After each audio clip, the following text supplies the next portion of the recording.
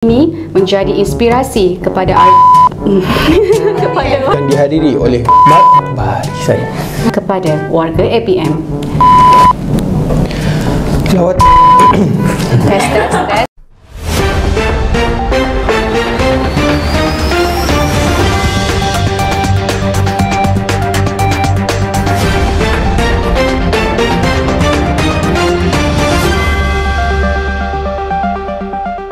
Assalamualaikum dan salam sejahtera. Kapsul APM edisi 4 Januari 2023 bersama saya Lieutenant Pertahanan Awam Nur Farhana Syafinas dan rakan penyampai saya Lieutenant Muda Pertahanan Awam Abdul Hakim Saufi. Antara yang menarik dalam Kapsul APM minggu ini, Tahun Baharu 2023, warga APM terus melakar kejayaan serta Majlis Munajat ambang Tahun Baharu dan amanat Perdana Menteri. Tahun Baharu 2023 yang baru sahaja bermula telah mencatatkan kejayaan manis bagi warga APM yang cemerlang. Kejayaan pengarah APM Negeri Pahang dan sukarelawan APM Negeri Johor patut dicontohi oleh warga APM. Tahniah dan syabas diucapkan kepada pengarah Angkatan Pertahanan Awam Negeri Pahang, Kolonel Pertahanan Awam Cik Adam A. Rahman yang telah melakar kejayaan tersendiri apabila berjaya dicatatkan sebagai rakyat Malaysia pertama yang menderma darah pada tahun 2023. Beliau telah menderma darah di unit tabung darah Hospital Sultanah Nur Zahirah pada 1 Januari yang lalu. Tahniah juga diucapkan kepada Pejabat Pertahanan Awam Muhammad Nazanuddin Muhammad Nawawi daripada APM Negeri Johor di atas kejayaan cemerlang dalam Computerized Morse Code Examination OCW. Ini menjadikan beliau salah seorang pemegang lesen radio amatur kelas A yang merupakan kelas yang paling tinggi dan memerlukan kepakaran dan kemahiran. Radio amatur ini lazimnya digunakan dalam komunikasi radio semasa bencana atau peperangan. Semoga kejayaan kedua pegawai dan anggota APM ini menjadi inspirasi kepada warga APM untuk terus melakar kejayaan di masa akan datang. Majlis Munajat ambang Tahun Baharu dan amanat Perdana Menteri sempena Tahun Baharu 2023 telah disambut dengan sederhana dan penuh bermakna di Masjid Putra Putrajaya pada 31 Disember yang lalu. Majlis yang dihadiri oleh barisan pemimpin negara serta ketua-ketua jabatan itu turut dihadiri oleh Ketua Pesuruhjaya APM Tuan Aminur Rahim bin Muhammad serta beberapa orang pegawai kanan APM. Seawal jam 7 petang, pelbagai pengisian program seperti solat berjemaah, bacaan Yasin telah diadakan selain acara utama iaitu amanat Perdana Menteri sempena Tahun Baharu 2023 kepada rakyat Malaysia khususnya. Yang Amat Berhormat Perdana Menteri dalam ucapannya berharap agar semua pemimpin dan ketua-ketua jabatan dapat melaksanakan amanat dan tugas dengan lebih cemerlang di Tahun Baharu 2023. Seterusnya menjadikan Malaysia kekal makmur dan maju. Setelah hampir 2 minggu berlalu, sepasang suami isteri yang merupakan mangsa tragedi tanah runtuh di Batang Kali telah menyatakan hasrat untuk bertemu penyelamat yang berjaya menyelamatkan nyawa mereka dalam tragedi pada 16 Disember yang lalu. Dalam pertemuan penuh bermakna itu, Kapten Pertahanan Awam Helmi bin Husman, Pegawai Pertahanan Awam Daerah Hulu Selangor bersama anggotanya merupakan pasukan penyelamat terawal yang tiba di lokasi semasa kejadian. Pasangan itu menzahirkan ucapan penghargaan dan terima kasih yang tidak terhingga di atas usaha anggota penyelamat APM kerana telah menyelamatkan nyawa mereka. Walaupun cahaya mata mereka berdua telah terkorban di dalam kejadian berkenaan, kedua-dua pasangan ini tetap menghargai jasa kesemua agensi penyelamat yang telah bertungkus lumus melaksanakan operasi SAR hingga kesemua mangsa berjaya ditemui dan menyifatkan pertemuan ini merupakan tanda penghargaan khas kepada APM. Pada 30 Disember 2022 yang lalu, Timbalan Menteri di Jabatan Perdana Menteri, Hal Ehwal Sabah Sarawak dan Tugas-Tugas Khas Datuk Wilson Ugat Kumbung telah mengadakan lawatan kerja ke APM Negeri Sarawak. Lawatan kerja ke Angkatan Pertahanan Awam Negeri Sarawak itu telah disambut oleh Pengarah APM Negeri Sarawak, penolong Pesuruhjaya Pertahanan Awam Abdul Wahab Rahim. Ini merupakan lawatan pertama beliau sejak menggalas tugas pada Oktober yang lalu.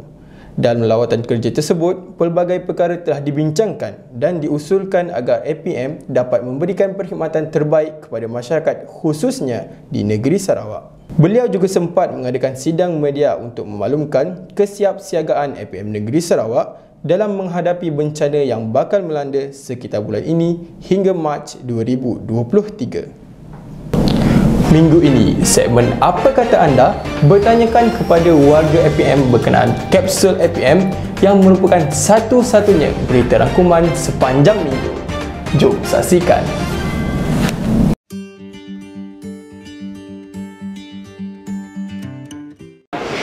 Ya, saya pernah mendengar mengenai kapsul APM sebelum ini.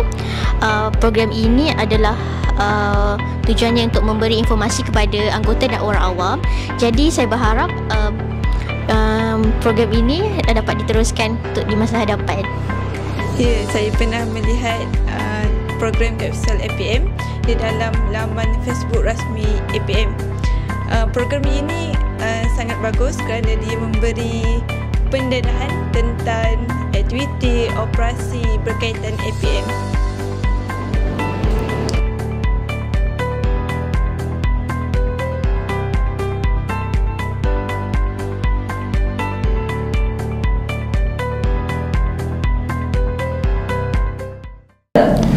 Bagi segmen Cakna APM minggu ini, sama-sama kita saksikan video aktiviti dan program APM yang berlangsung di peringkat daerah dan negeri.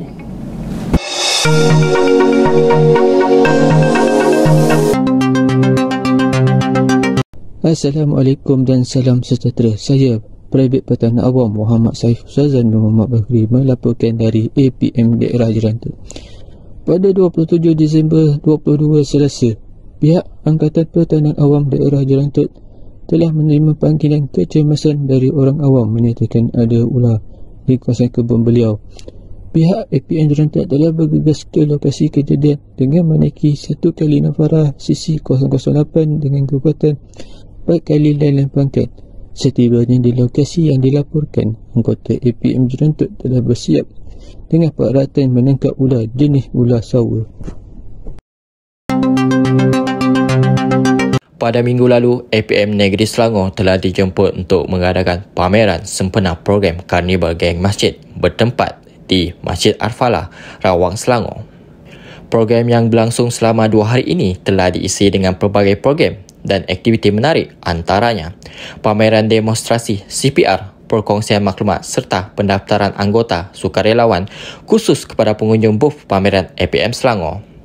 Program pameran seumpama ini juga merupakan insentif pihak masjid bersama APM Selangor dalam memberi pendedahan berkaitan peranan serta tugas APM dengan lebih dekat kepada masyarakat setempat.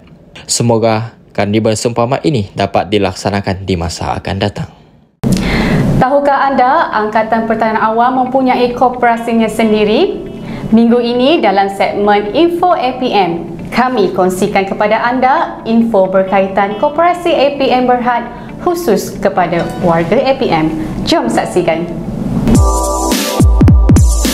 Untuk makluman, Koperasi APM Berhad ini telah ditubuhkan pada 27 Mac 2017.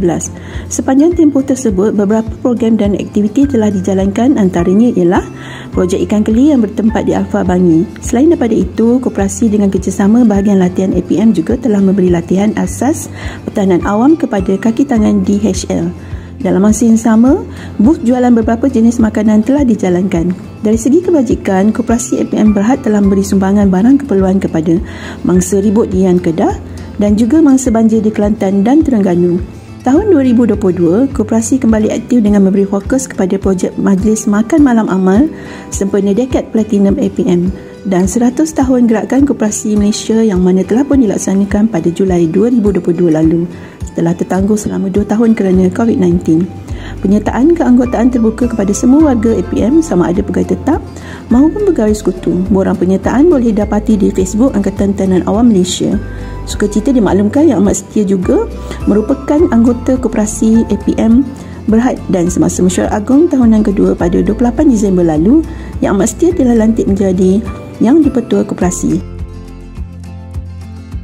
Bangunan pusat tekstil Jekyll yang telah musnah dalam kebakaran pada 1 Januari lalu telah tular di media sosial sepanjang minggu lalu.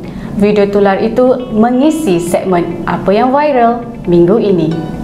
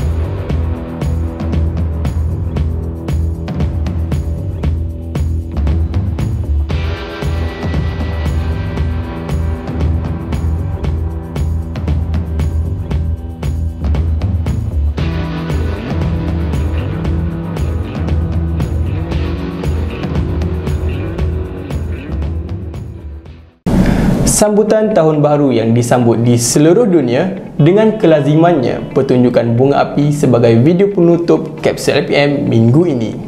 Jangan lupa saksikan Kapsul APM setiap hari Rabu jam 6 petang di saluran rasmi Facebook dan Instagram APM. Hanya yang sahih di Kapsul APM. Salam hormat dan Assalamualaikum.